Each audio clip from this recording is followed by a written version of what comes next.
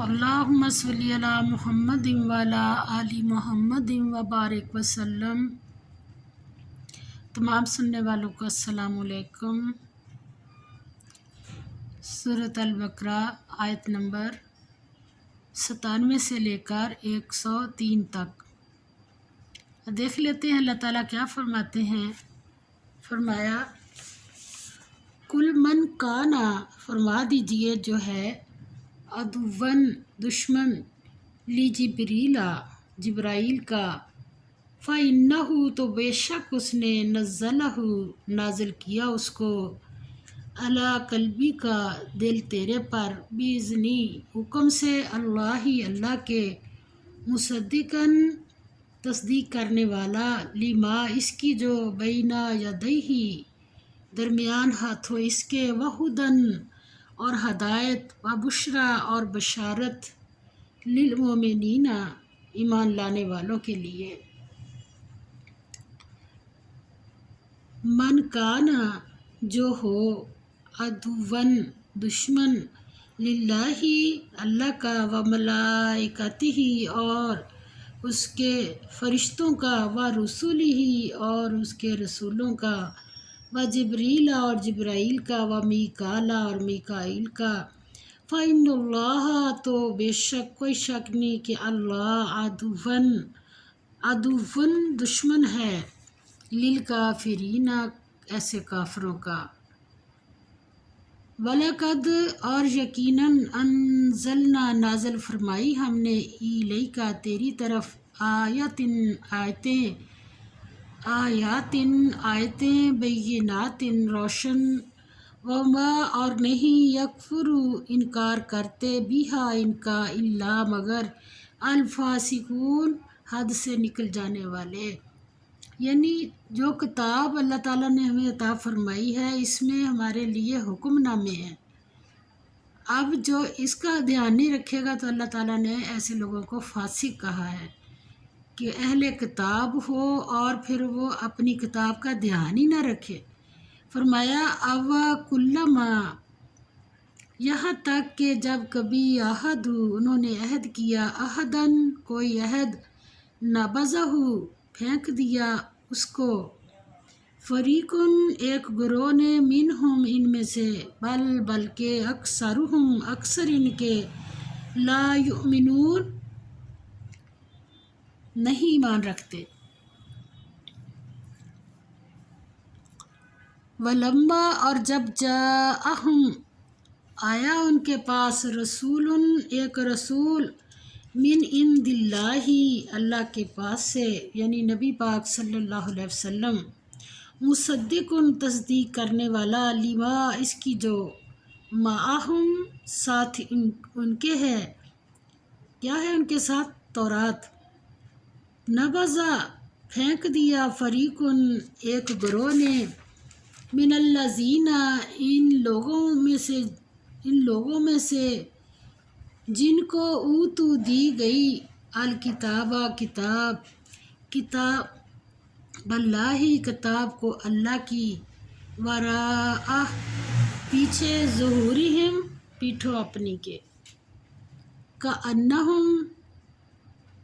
گویا کہ وہ، لا یعلمون جانتے نہیں۔ یعنی کتاب ہو اور پھر اس کے ہوتے ہوئے، کتاب کے ہوتے ہوئے انسان اپنی مرضیاں کرے اور کہے کہ میں کتاب کو مانتا ہوں۔ اب ہمارا ایمان کیا ہے کتاب کے اوپر، کہ جو اس کے اندر ہے ہم نے اپنی زندگی کو اس کے مطابق رکھنا ہے۔ اللہ تعالیٰ فرماتے ہیں کتاب کے ساتھ انہوں نے کیا طریقہ کیا کہ جیسے جانتے نہیں کوئی کتاب بھی ہے۔ اور کیا پھر کیا، جب بندہ اللہ تعالیٰ ہمارے اوپر رحم فرمایا جو کوئی اللہ کی وحی یا جبرائیل کا مخالف ہے تو اللہ بھی منکرین حق کا دوست نہیں ہو سکتا۔ حضور صلی اللہ علیہ وسلم کو خطاب ہے کہ دعوت حق کا ظہور سچائی کی روشن دلیلوں سے ہوا ہے، جس سے راست باز آدمی کبھی انکار نہیں کر سکتا، لیکن یہودی علماء کتاب اللہ کے حامل ہونے کے باوجود انکار کر رہے ہیں، تو یہ کوئی نئی بات نہیں ہے، اس سے پہلے بھی لوگوں نے انبیاء کے ساتھ ایسی ہی روش اختیار کی تھی۔ فرمایا اور کیا کیا انہوں نے، یعنی وَاتَّبَعُوا اور پیروی کی، ما تتلو جو پڑھتے تھے، الشیاطین شیطان، علی ملک سلیمان ملک سلیمان یعنی سلیمان علیہ السلام کی بادشاہی میں، وما اور نہیں کفر کیا سلیمان نے، ولیکن اور لیکن الشیاطین شیطانوں نے ہی کفر کیا، یعلمون وہ سکھاتے تھے، الناس لوگوں کو، السحر جادو، وما اور جو انزل اتارا گیا، علی الملکین دو فرشتوں پر، ببابل بابل میں، ہاروت و ماروت اور ماروت دو فرشتوں کے نام ہیں، اور بابل شہر میں اللہ نے آزمائش کے لیے ان کو اتارا۔ آگے اللہ تعالیٰ فرماتے ہیں، وما اور نہیں، یعلمانی وہ دونوں سکھاتے تھے، من احد کسی ایک کو، حتیٰ یہاں تک کہ یقولا کہہ دیتے، انما صرف، نحن ہم، فتنۃ ایک آزمائش ہیں، فلا تکفر پس نہ تو کفر کر، فیتعلمون پھر وہ سیکھتے تھے، منہما ان دونوں فرشتوں سے کیا سیکھتے تھے، ما یفرقون وہ چیز کے، ما یفرقون وہ چیز کے جدائی ڈالتے، بھی ساتھ اس کے، بینا درمیان، المری مرد و زوجہی اور اس کی بیوی کے، وما اور نہیں ہم وہ، بضارین ضر پہنچانے والے تھے، بھی اس سے، من احد کسی ایک کو، الا مگر باذن اللہ اللہ کے اذن سے، ویتعلمون اور وہ سیکھتے تھے، ما وہ جو، یضرہم ضرر دے ان کو، ولا اور نہ، ینفعہم نفع دے ان کو، وَلَقَدْ اور البتہ تحقیق، عَلِمُوا انہیں معلوم تھا، لمن جس کسی نے، اشتراہ خریدا اس کو، ما لہ نہیں اس کے لیے، فی الآخرۃ آخرت میں، من خلاق کچھ حصہ، ولا بئس اور بہت بری ہے، ما وہ چیز کے، شرو بیچ ڈالا، بھی بدلے اس کے، کس کو، انفسہم اپنی جانوں کو،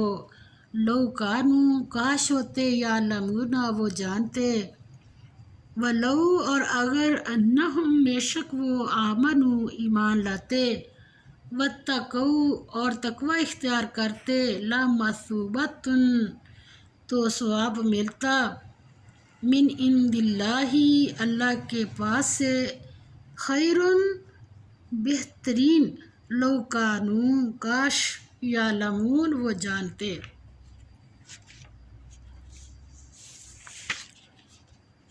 اللہ تعالیٰ نے اس میں بنی اسرائیل کی ضعیف الاعتقادی اور عمل کا وہ تاریخی واقعہ بیان کیا جا رہا ہے کہ یہ لوگ جادوگروں کے شعبدوں میں پھنس گئے تھے اور اللہ کی تعلیم کو پس پشت ڈال دیا تھا۔ جب بھی انسان علم نہیں حاصل کرتا تو پھر خرافات کے پیچھے ہی لگتا ہے۔ اب اللہ کی تعلیم کو چھوڑا تو پھر ان چیزوں میں پھنس گئے، اور حالانکہ جادو کے چکر میں کون آتا ہے کہ محنت سے، جب بھی کوئی محنت سے جی چراتا ہے تو کہتا ہے کہ بس ایسے کچھ ہو، منتر پڑھ کے تو راتوں رات امیر ہو جاؤں، راتوں رات میرا کام بن جائے۔ تو اللہ تعالیٰ نے پھر آزمائش کی، فرمایا حالانکہ وہ فرشتے انسانی شکل میں آ کر یہ کہتے تھے کہ ہم تمہاری طرف آزمائش کے طور پر آئے ہیں، تم اپنی آخرت خراب نہ کرو، ہمیں سب سے زیادہ